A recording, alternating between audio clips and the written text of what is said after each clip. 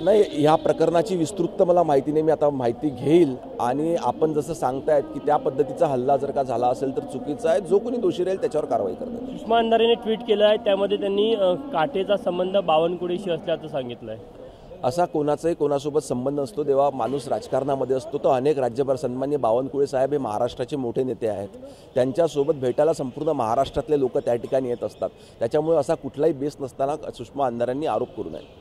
त्यांचा जो ज्यांनी काळं फासलं त्यांचा जो दावा आहे की एकेरी उल्लेख संभाजी महाराजांचा त्यांच्या संस्थेच्या नावामध्ये आहे, तो कुठेतरी कमी करावा. आता ते शक्य आहे की इतक्या वर्षापासूनची जुनी संस्था आहे. आपण सर्वजण जाणतो की छत्रपती शिवाजी महाराज असो, छत्रपती संभाजी महाराज असो, हे महाराष्ट्राचं आराध्य दैवत आहे. कोणाच्याही मनामध्ये नसतं की त्यांच्याबद्दल अवमानजनक वाक्य त्या ठिकाणी बोलणे. निश्चितपणे समन्वयातून काहीतरी मार्ग काढून त्याच्यावर सामंजस्य भूमिका घेण्यात येईल.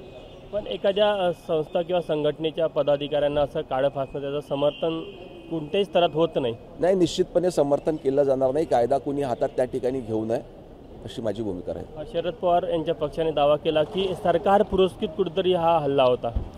शरद पवार साहेबांना आता आरोप करण्याशिवाय दुसरं काही काम त्या ठिकाणी उरलेलं नाही. मी त्यांच्यावर टिप्पणी करू नये, कारण ते फार मोठे नेते त्या ठिकाणी आहेत. परंतु असा कुठलाही प्रकारचा उद्देश त्या ठिकाणी सरकारचा किंवा सरकारमध्ये काम करणाऱ्या व्यक्तीचा राहत नाही.